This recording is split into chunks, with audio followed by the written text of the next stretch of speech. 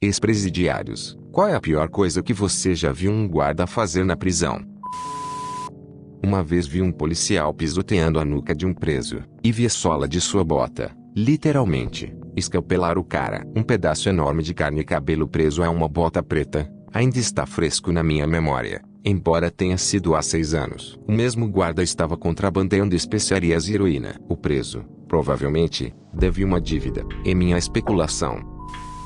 O guarda estava sozinho e pegou o cara no banheiro longe das câmeras. Não disse uma única palavra, apenas o deixou cair e o puxou tão forte que foi o suficiente para tirar sua blusa. Literalmente. Guarda, então, ligou para o reforço e disse que o cara mostrou agressão e é por isso que ele o derrubou. Mesmo o guarda foi espancado com um taco de softball alguns meses depois disso. E foi o fim do softball no nível 3 de jardas do complexo em que eu estava, o que realmente foi péssimo. Esse foi o único guarda de merda que encontrei durante toda a minha condenação. A maioria deles são humanos, honestamente, bem decentes. Passei um fim de semana em uma cadeia centro de processamento da cidade, por estar dirigindo bêbado. Sim, eu era um idiota do caralho. Eu tirei 3 histórias interessantes disso. 1. Havia um cara na solitária do outro lado da sala batendo na porta. Obviamente é aço, mas ainda parecia que ele poderia quebrá-lo de alguma forma. Ele estava gritando: "Eles venderam crack para minha vadia." De novo e de novo. Eu vi 4 guardas se alinharem com equipamento anti-motim e cacetetes e entrarem. Acabei ouvindo golpes caindo e vi roupas voando para fora da cela. Eles marcharam aquele homem para fora da cela. Fiquei um pouco mais nervoso depois disso. 2. Quando tava na privada, bêbado, com 15 ou 20 outros caras, um cara estava sentado na parte de trás do banheiro, ou seja, onde a privada, em teoria, estaria, com os pés no assento. Outro cara veio e disse que precisava usá-lo. O cara que estava na privada disse: "Vá em frente." E apenas abriu as pernas. Todos nós ficamos um pouco desconcertados. 3. Passei a noite inteira conversando e conhecendo 2 caras diferentes. Os 2 pareciam muito legais, como se tivessem sido pegos por algo estúpido. Chegamos à frente do juiz, e descobri que eles haviam espancado alguém naquela noite. Eu tinha um amigo cujo irmão era guarda prisional. Ele tinha algumas histórias, mas a única de que me lembro é de uma época em que havia um prisioneiro na solitária por um tempo que se apegou muito a um louva-a-Deus que, de alguma forma, conseguiu entrar em sua cela. O louva-a-Deus morou com ele por um bom tempo e ele amou como se fosse seu amigo. Um dia, um guarda da prisão que não sabia que o louva-a-Deus era importante para esse prisioneiro entrou na cela, viu o louva-a-Deus e prontamente bateu com a mão nele para matá-lo. O prisioneiro ficou, compreensivelmente, arrasado. Sou um comandante e uma das piores coisas que já vi foi um oficial socar um prisioneiro algemado. Naturalmente, eu relatei. Esse oficial agora é um vice-diretor. Especificamente, meu vice-diretor. História real.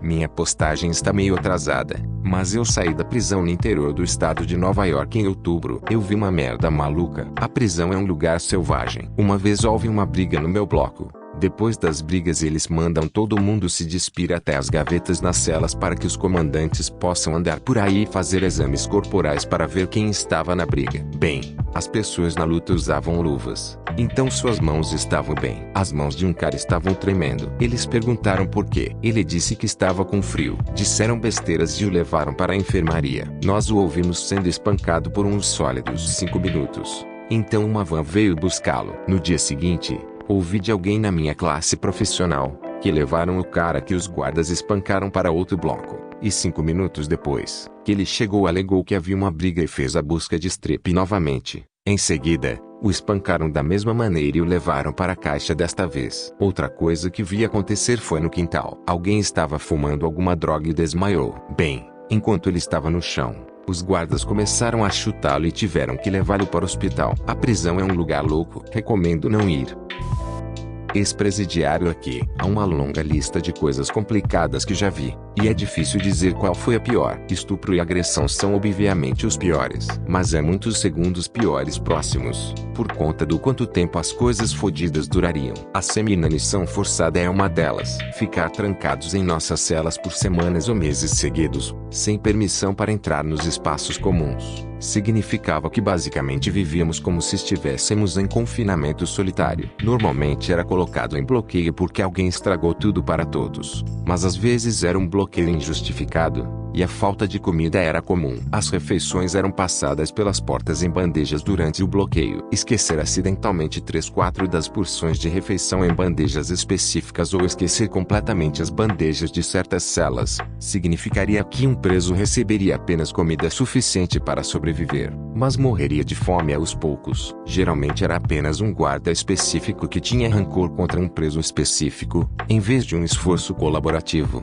Mas sabendo que você não vai conseguir pelo menos 2 das suas refeições durante o dia e não tendo nenhuma maneira alternativa de sair da sua cela para obter comida por semanas a fio era horrível. Havia algo que chamamos de terapia de telha. Era quando um comandante decidia que você precisava de um ajuste de atitude e dava na telha a usar um taser no preso, para impedi-lo de levá-lo à solitária ou à sua cela, em vez de simplesmente algemar ou mesmo acompanhá-lo verbalmente. A terapia da telha referia-se especificamente à natureza hiperagressiva, completamente desnecessária e violenta. Geralmente envolvia quebrar o rosto do preso no azulejo durante o ataque inicial, para atordoá-lo e subjugá-lo. Mas também incluiria uma variedade de bateria e tal. Por exemplo, uma vez, uma comandante quebrou a mandíbula de um preso batendo com a cabeça no chão de ladrilhos. Eu nem me lembro do que o cara supostamente fez porque era algo tão pequeno, como não ter a camisa do uniforme enfiada para dentro. E havia muita coerção e manipulação e merda em geral. Os guardas tinham o poder de tornar sua vida um inferno, se assim desejassem, e tinham uma infinidade de maneiras criativas de puni-lo nos livros e fora dele. Cumpri 8 anos, então tenho muitas histórias. Edite. Isso foi nos Estados Unidos. Não vou citar o estado de manutenção da privacidade. Cumpri minha pena no final dos anos 90 ao início dos anos 2000. Meu amigo esteve recentemente na prisão e me contou essa história. Eles foram pegos com drogas em sua cela. O oficial correcional entrou com 6 a 8 jarros de leite estragado, tirou as tampas e os colocou na cela. Ele disse aos presidiários que removeria os jarros no dia seguinte, desde que ainda estivessem cheios, ou seja, não pode dar descarga no vaso sanitário. Aparentemente, foi uma longa noite de engasgos e sofrimentos. Eles tentaram fazer turnos cobrindo os jarros com as mãos, mas é claro que era inútil. Dito isso, ele disse que era uma alternativa melhor do que o buraco ou outras punições mais aceitas. Aparentemente, algumas prisões estão tentando se livrar da solitária, e punições baseadas em repulsa são uma alternativa que alguns lugares estão usando. Definitivamente impediu que qualquer um deles escondesse drogas na cela no futuro, principalmente por medo dos outros presos chutando a bunda de alguém se soubessem que você corria o risco de receber aquela punição por toda a cela novamente. O irmão da minha esposa estava na cadeia, na década de 1980. Ele disse que os guardas eram quase sempre iguais aos prisioneiros, em gangues uns com os outros. Eles intimidaram, ostracizaram e ameaçaram com violência outros guardas que não aderiram ou não aprovaram o que estavam fazendo. Então não havia muito de uma dicotomia policial bom ou policial mau, tanto quanto havia um policial mau e uma dicotomia policial silenciosa. Isso envolvia trabalhar com gangues de prisões para organizar espancamentos, estupros e assassinatos dentro da prisão. Também eram eles que levavam as drogas para a prisão. Era simplesmente corrupto e horrível de todas as maneiras imagináveis. De qualquer forma, enquanto o estupro estava por toda parte na prisão, a homossexualidade real era desprezada e os guardas geralmente brutalizavam os homossexuais. Em um caso, eles tiveram uma drag queen. Eles enfiaram um bastão em sua bunda e espancaram-no de forma bastante consistente, e fizeram outros prisioneiros entrarem e estuprá-lo em sua cela enquanto o seguravam. Acabou tendo AIDS, e isso se espalhou para um bando de caras que o estupraram. Em resposta a isso, os guardas pediram a uma gangue que encontrasse a drag queen e o matasse fora da prisão. Eles tentaram, mas a drag queen acabou matando uma das pessoas que tentaram assassiná-lo, e ele acabou de volta na prisão por causa disso, onde foi torturado novamente e finalmente morto. Agora, ele, irmão da minha esposa, voltou para a prisão em 2011 a 2014. Ele disse que era radicalmente diferente. Ainda horrível, mas muito menos caótico e violento do que era na década de 1980.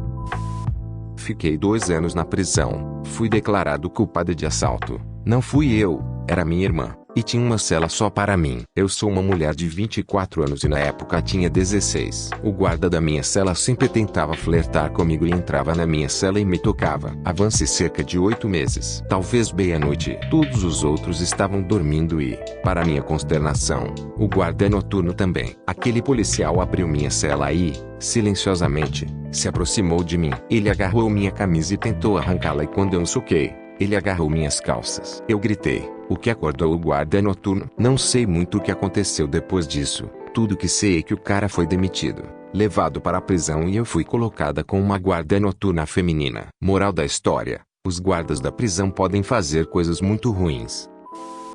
Não sei se é o pior, mas os guardas chantageavam minha família nos dias de visita para me verem. O preço: cocaína superfaturada, $80, aproximadamente, vendida pela loja dentro da prisão, administrada pelo cartel. Então, sim, estava difícil. Eu estava no condado e havia uma velhinha na área de detenção comigo, provavelmente com 75 ou 80 anos de idade por furto em lojas, e ela dizia ao guarda sobre como alguém precisa verificar seus gatos. Ele disse a ela que mataram todos eles. Ela simplesmente teve um derrame cerebral depois disso.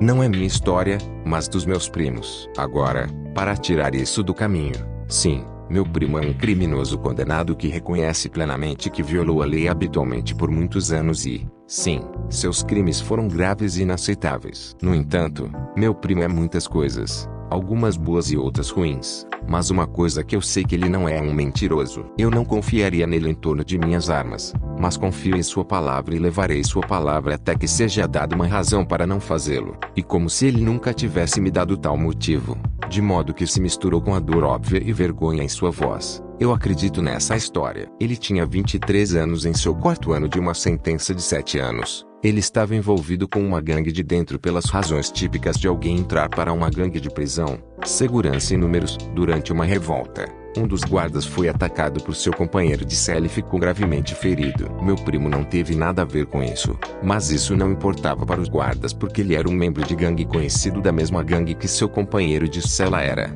Tanto ele quanto seu companheiro de cela foram imediatamente retirados do bloco de celas. Meu primo disse que achou que estavam sendo levados para a solitária, mas não foi isso que aconteceu. Ambos foram levados para uma parte da prisão onde não havia câmeras e foram espancados severamente e tiveram cacetetes repetidos e violentamente enfiados em seus retos até que estavam literalmente sangrando suas bundas. Depois de torturá-los por um bom tempo, como eu disse, havia uma dor e um sofrimento palpáveis em sua voz quando ele me contou aquela história, de forma que, misturada com o meu conhecimento dele, me diz que ele estava falando a verdade, mas também o fato de que nenhum cara vai admitir voluntariamente ser abusado sexualmente de tal forma, a menos que seja a verdade.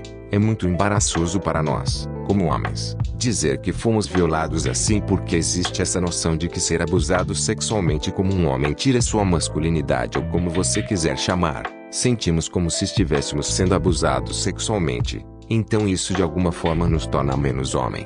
Então não tenho dúvidas de que ele não me contaria essa história a menos que fosse verdade e apenas precisasse de alguém para lhe assegurar que o que aconteceu com ele foi errado.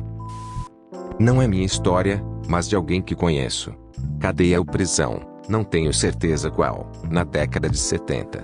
Todas as noites, os guardas levavam a menina com deficiência mental para outra sala e estupravam em grupo. Toda noite.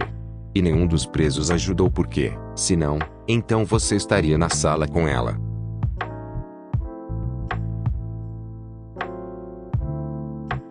Obrigado por assistir.